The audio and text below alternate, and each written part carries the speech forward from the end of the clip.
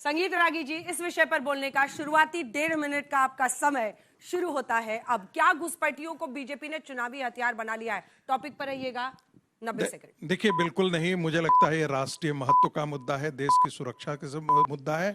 और हमें ये नहीं भूलना चाहिए कि 1947 में देश का विभाजन जो है वो धर्म के आधार पर हुआ। अभी यहाँ पर कहा गया कि 85,000 कांग्रेस पार्टी के समय आए। आपको जानकारी में बता दूं कि हितेश्वर साकिया थे, जो उन्होंने मुख्यमंत्री थे आसाम के और कांग्रेस के मुख्यमंत्री थे। उन्होंने कहा कि 3 मिलियंस यानी 30 लाख बांग्लादेशी घुसपैठिए सिर्फ आसाम में आ गए हैं। इंद्रजीत गुप्ता जो कांग्रेस पार्टी के साथ सरकार में थे केंद्र के अंदर, और वो सीपीआई के थे, ऐसा नहीं था कि बीजेपी और बीजेपी रिलेटेड पार्टियों से थे। सीपीआई के गृह मंत्री रहते हुए, केंद्र में रहते, उन्होंने कहा कि 1 करोड़ घुसपैठिए। आसाम के एक मंत्री हुआ करते थे, देवकांत बरुआ, कांग्रेस से हुआ करते थे। वो कहते थे हमारे यहाँ घुसपैठिए इतने आ गए हैं, अली और कुली के सहारे हम देश में ये करते हैं, हम शासन चलाते हैं। ये आसाम के बारे में देवकांत बरुआ ने कहा था। अब जरा आ जाते हैं शिवप्रकाश जायसवाल के बाद। 2000 में पिटीशन फाइल किया था सर्बानंद सोनोवाल ने आसाम के अंदर। तब जाकर के आपको पता लगा 2005 में कांग्रेस 2005 में सुप्रीम कोर्ट ने कहा कि आपने 1983 के अंदर जो आईएमडीटी एक्ट लाया था वो घुसपैठियों को बचाने के लिए कांग्रेस पार्टी ने लाया है, घुसपैठियों को बाहर निकालने के लिए नहीं। क्योंकि जो सिटीजनशिप का एक्ट है, जो फॉरेनर्स एक्ट 1946 था, वो 2 प्रकार का है। यहां पर ओनर्स किसको दिया गया? जो बगल के पड़ोसी को जताना पड़ेगा, बताना पड़ेगा कि यह आदमी घुसपैठिया है और उसको साबित भी करना पड़ेगा। यानी कांग्रेस पार्टी ने उनको सुरक्षा देकर के इस देश में बसाया है घुसपैठियों को। 26 से आए ही नहीं सर, उधर ही रह गए, 11 में ही फंस के रह गए। मिनट का आपने टाइम दिया, पहले 2 मिनट होता था। हाँ नहीं, तो हमने इसीलिए 1.5 मिनट किया है, क्योंकि आप लोग जितना समय दीजिए उतना ही दाएं बाएं खिसकने लगते हैं। मास्टर को तो बैकग्राउंड बनाने में ही लग जाता है। यही प्रॉब्लम है मास्टर्स के साथ, बच्चे कब सो जाते हैं उनको पता भी नहीं चलता। आशुतोष जी, आपका इस विषय पर बोलने का टाइमर लगा दूं। 90 सेकंड का टाइम शुरू होता है। अब मैं आज कोई तकरीर नहीं करूंगा, मैं सिर्फ इतनी सी बात कहूंगा कि हमारे जो साथी हैं, इन्होंने दरअसल मेरे उस मिथ को तोड़ दिया। जब मैं मानता था कि नरेंद्र मोदी की सरकार इस देश की सबसे कॉम्पिटेंट सरकार है, इन लोगों ने साबित कर दिया कि सबसे कॉम्पिटेंट सरकार नहीं है। क्योंकि जो कुछ गिना रहे हैं उन 12 सालों में उसका निराकरण होना चाहिए। तो मैं सिर्फ आपको 5 साल का डेटा 2004 से लेकर 2009 और 2014 से 2019, अगर वाकई में घुसपैठियों के प्रति ईमानदार सरकार होती तो उनकी पहचान करके उनको अब तक देश के बाहर निकाल दिया गया होता। ये दर्शक तय करेंगे। 2005 में मनमोहन सिंह की सरकार ने 14,916 लोगों घुसपैठियों को बाहर भेजा। 2006 में 13,692, 2008 में 12,135, 2009 में 10,602। अब आप इसका तुलना करिए। 2014 989, 2015 474, 2016 308, 2017 सोच नहीं सकते सिर्फ 51, और 2018 445, 2019 299। अगर यह सरकार ईमानदार होती घुसपैठिए के मुद्दे को लेकर, तो मनमोहन सिंह की सरकार में अगर 50,000 के आसपास 5 साल के लोगों को घुसपैठियों को बाहर भेजा गया, तो नरेंद्र मोदी जी की सरकार में वह आंकड़ा 2,000 पर भी नहीं आता, 2,500 पे आके रुक जाता है। क्यों? अगर आप वाकई में आपके लिए चुनाव में मुद्दा नहीं है, और आपने कहा झारखंड में बड़े बड़े घुसपैठिए थे, चुनाव के बाद कितनों की पहचान हुई? एसआईआर के बाद कितनी पहचान हुई? क्लोजिंग दोनों तरफ से जबरदस्त हुई, जबरदस्त, बहुत अच्छा, दोनों ने बहुत अच्छा बोला। हाँ, बीच में बहुत परेशान हो रहे थे जब ये कुछ कह रहे थे, तो हमारे कान में फुसफुसा रहे, हमें कहीं जजेस नहीं सुन रहे, तो कोई फायदा नहीं। अब हो गया, अब सवाल पूछेंगे। हाँ। ध्यान से सुने, उसका उत्तर बिंदुवार दीजिएगा। ये कोई रॉकेट साइंस नहीं। अगर हम गंभीर होते और इच्छा शक्ति होती, सबसे पहले इनको लाइन में खड़ा करके वोटिंग राइट समाप्त आपके हाथ से।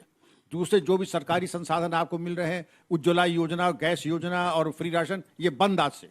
आपको केवल एक अधिकार होगा, नागरिकता तो समाप्त हो ही गई, केवल जो बेसिक ह्यूमन राइट्स आपके हैं वही रहेंगे, बाकी आपके तमाम राइट्स। लेकिन राजनीतिक तुष्टीकरण को हम किस पराकाष्ठा पे ले गए कि हमने उनको वो सब सुविधाएं दी जो हमारे नागरिकों के नहीं है, और एक प्रधानमंत्री के सबसे पहले संसाधन ये इन लोगों को दिए जाएंगे। विनोद जी एक साथ ले लेते हैं। विनोद जी, ये घुसपैठ का मुद्दा जो है चुनाव के समय ही आता है। जब किसी भी राज्य में चुनाव होते हैं, बिहार में चुनाव हो तो घुसपैठ, झारखंड में चुनाव हो तो घुसपैठ, पश्चिम बंगाल में हो चुनाव हो तो घुसपैठ। अभी हाल में एक होम मिनिस्ट्री ने एक कमेटी बनाई है डेमोग्राफिक चेंजेस को स्टडी करने के लिए और उस पर रिपोर्ट देने के लिए। उस कमेटी का अगर आप टर्म्स ऑफ रेफरेंस देखें तो उसमें खाली घुसपैठ की वजह से जो डेमोक्रेटिक चेंजेस वही नहीं है, उसमें जो माइग्रेशन है मतलब देश के अंदर भी, वो भी उसमें शामिल है। तो कुल मिलाकर के डेमोग्राफी खाली घुसपैठ से बदल रही हो ऐसा नहीं है, डेमोग्राफी राज्यों की बदल रही तमाम सारे कारणों से।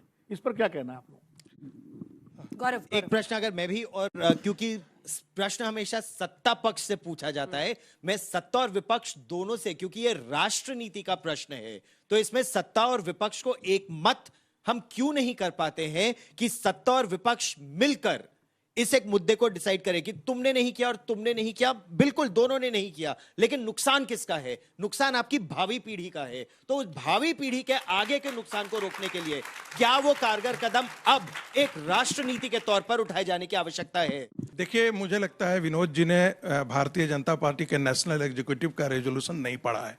यदि 72 से 1971 से बाद से जितने भी रेजोल्यूशन है भारतीय जनता पार्टी के, 92, 93, 94, एक एक उठा करके देखिए, बांग्लादेशी घुसपैठियों का मुद्दा हर नेशनल एग्जीक्यूटिव में, रेजोल्यूशन में भारतीय जनता पार्टी है। 2011 में भी, अभी तक की मैं बात कर रहा हूं, जब 2014 में नरेंद्र मोदी चुनाव में लेकर के आए, 2011 में भी था। और यही बात राष्ट्रीय स्वयंसेवक संघ के जितने भी रेजोल्यूशंस हैं, यदि 1971 के बाद से आप निकाल करके देखेंगे, बांग्लादेशी घुसपैठियों का मुद्दा हमेशा बनाए रखा है। दूसरी बात जिक्र कर देना चाहता हूं, अटल बिहारी वाजपेयी की सरकार थी, बांग्लादेशी को घुसपैठियों को बाहर नहीं, बांग्लादेशी घुसपैठियों को बाहर भेजने के लिए कवायद की। महाराष्ट्र से बांग्लादेशी घुसपैठियों को ट्रेन में रख करके बांग्लादेश बॉर्डर की तरफ कौन विरोध करने आ रहा है? समाजवादी पार्टी विरोध करने आई। कौन विरोध करने आ रहा है? कांग्रेस पार्टी विरोध करने आई। कौन विरोध करने आ रहा है? ये जितने विपक्षी गिरोह के लोग थे, ये जितने गिरोहबंद नेता हैं, उसमें ये भी चंद्रबाबू नायडू भी, जो आज भारतीय जनता पार्टी के साथ हैं, वो भी उस समय उनका विरोध करने के लिए आ गए। आज के दिन में यदि सीए की बात की जाती है, एनआरसी की बात की जाती है, तो इसीलिए आप कहते हैं एक इंस्टीट्यूशनल व्यवस्था करने की बात थी। ये 2000, 4000 और 5000 जब आप करते हैं ना कि हमारी कांग्रेस पार्टी ने ये किया और भारतीय जनता पार्टी ने किया, मैं उसको नहीं मानता। इंस्टीट्यूशनल व्यवस्था करने की जरूरत है, जहां आपको 5 नहीं, इसलिए मानेंगे क्योंकि उनके वक्त में ज्यादा लोग भेजे गए। एक सेकंड, अंजना जी, एंड गोल क्या है? सवाल तो सुनिए, एंड गोल क्या है? घुसपैठियों को वापस भेजना? अरे आप ही का मौका है, घुसपैठियों को भेजना। अरे भाई, तो तुलना तो की जाएगी ना कि उन्होंने ज्यादा भेजा, जो नंबर्स इन्होंने, आपने कम भेजा। इस पर कोई तो जवाब होगा। हाँ, मैं आपको बताता हूं। सुप्रीम कोर्ट ने इसका बढ़िया अच्छा जवाब दिया है।